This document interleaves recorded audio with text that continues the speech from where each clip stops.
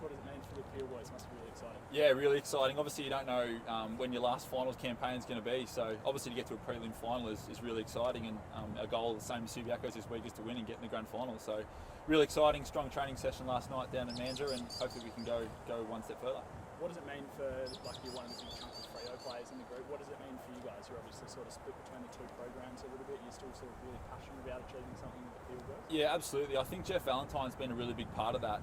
When we talk about when we put the jumper on down at Peel, we're one family, we're one group. It's no more Freo or Peel, it's just all one big team altogether. So yeah, we're really motivated, as I sort of just said, but you never know when your last finals campaign is going to be. It doesn't matter what level you're playing at. So yeah, we want to really go all the way this year and get into a grand final and hopefully win. Have you been impressed by some of the local Mandurah boys? Jack Sears has had a good final series. Blair Bell's been really impressive as well. Yeah, absolutely outstanding. I think particularly the 2 weeks ago when we needed someone to stand up, Sears was the man, and obviously Blair Bell, we call him the Mayor of Mandurah down there. He's just the one that loves the hard work, the in and under sort of stuff that he's happy to go and do week in, week out. So there's been plenty of other boys down there that if I start naming names, I'm going to forget them, so I'm not even going to try. But yeah, particularly Searsy, a couple of weeks ago, his four goal haul was really impressive. Did you watch much of Subiaco last week? It was a pretty brutal game that you played on, pretty physical. Did you take anything out of it? Yeah, absolutely. We were just touching on that before. It definitely was nice and physical for there, but we know that Subiaco, that's their sort of brand of football, and particularly finals, it brings up another level, and that's the physicality that's required to win games. And there's obviously a lot of pride on the line with such a proud club as Subiaco and Claremont, obviously, and that sort of stuff. So we're prepared that's going to be the same way this weekend, and if the weather sort of gets a bit yucky as well, it'll probably be a bit more contested than probably expected if it was a dry day. Do you think that suits you? You've got like Will Brodie in the midfield and some experience in there. Do you think that sort of weather would suit you? Yeah, for sure. I reckon we've got a good balance of both the outside and the inside sort of work. So yeah, we'll just prepare for whatever the conditions are and however it comes up, and we're just looking forward to the game being down in Mandurah, and hopefully plenty of the Peel locals can come out and support us for sure.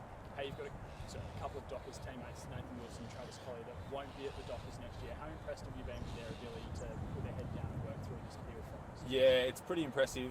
They were the first two boys to put their hand. They wanted to continue the season and finish off what they'd started with the group. And as we sort of said, they know that they won't be obviously pulling the Fremantle jumper on anymore, but they're really excited to finish the year out nice and strong, and they've been such good warriors for the football club for a long period of time, and being able to learn, me personally, particularly playing down in the forward line with Travis, has been so good with keeping us calm under some really stressful situations throughout the year, and kicking some crucial goals at the same time. So yeah, Willow and Trav have been massive for the group.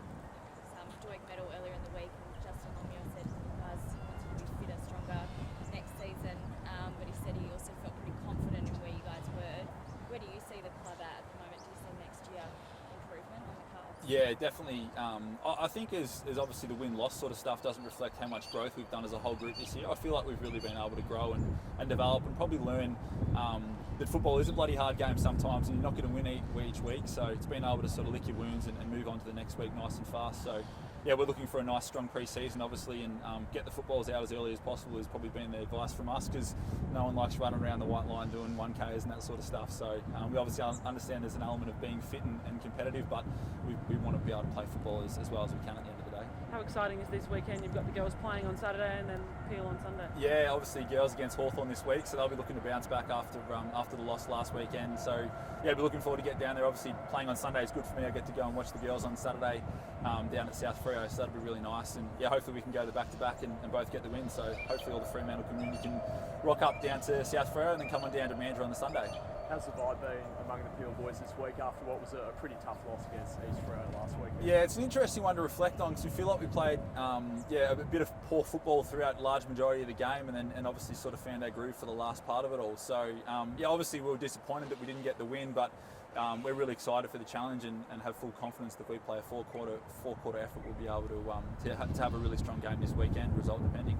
And going back to that first week of finals, the first clash against Subiaco, can you take a fair bit of confidence out of that, or do you think enough's changed over the past couple of weeks, you've got to switch things up a little bit? Well, yeah, I think both teams would probably agree that if we don't know the game plan from the opposition team after playing them 4 times this year, we're probably not doing our role enough. So it'll definitely be different. Obviously, prelim final, there's going to be some new things being thrown around. I wouldn't be surprised if they change things up, and we're both eager to win and whatever it takes at the end of the day. So we know it's going to be a contested game, as I've already touched on. Looking forward to that challenge. Is there any?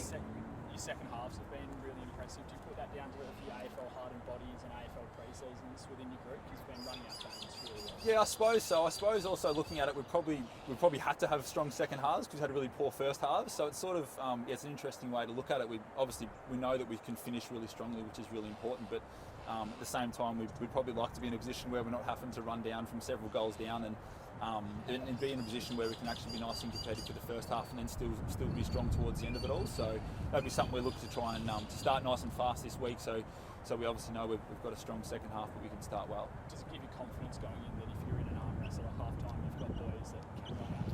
Yeah, definitely. We probably just don't want to fall into the trap of relying on that it's just going to happen, because I feel like sometimes in those situations you can just think it's always going to happen and someone's going to light that fuse. So as I touched on, we'll just be ready to go from the first bounce and hopefully we don't have to worry about coming back from a 5, 6, 7 goal deficit. You mentioned Travis Collier and Nathan Wilson before. Is there any added emotion to sort of finish this year on a real high for them? Yeah, absolutely. As I sort of touched on, they've been such warriors for the football club, and they're much loved people around the football club, and we would love to go out and obviously win the whole thing for them as well, and they would love to do that as well. Not that it's about individual sort of stuff, but it is extra motivation, I would say, to send them out on a really good note, because they've both helped so many of the young boys, particularly this year, obviously my first year at the football club, help people settle in and learn craft and learn their way around the football club. So yeah, it'd be so lovely to be able to get the win for them. Hey, Clubman of the Year at the Doig the other night, really impressive, and congrats in your first year. How do you reflect on your move sort of 12 months on? Yeah, thanks very much. Well, firstly, I'll probably apologise because I absolutely fluffed up the speech up there. I was pretty rattled, which is unlike me. So it's been amazing. I feel like the award obviously is so nice and humbling to receive.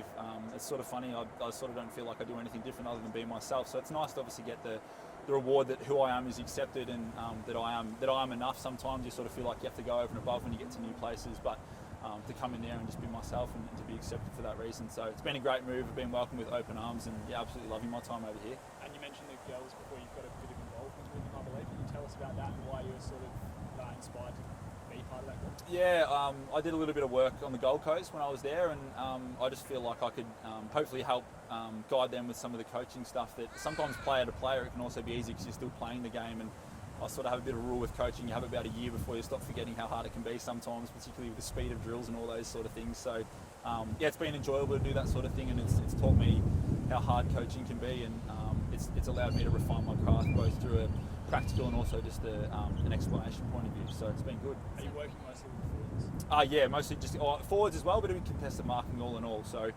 there's lots of girls that are looking to improve their craft, and they've been amazing with their ability to want to learn and to get better and ask questions, and super respectful of me in that perspective. So it makes it easy for me to be able to go and give my advice and know that they're going to take it on board. So will you be coaching them, the girls, this weekend? I won't be coaching this weekend. No, I'll be a spectator this weekend. I'll leave that to the other ones. It's more throughout the week training and that sort of stuff. I get to get down there. It's been tricky the last few weeks. Usually Thursday afternoons I'll get down and help, but we've had training obviously down at Mandurah for the last few weeks, which has been nice. So I'll get down to the game there on tomorrow and hopefully cheer them on, and they'll be able to get the job done.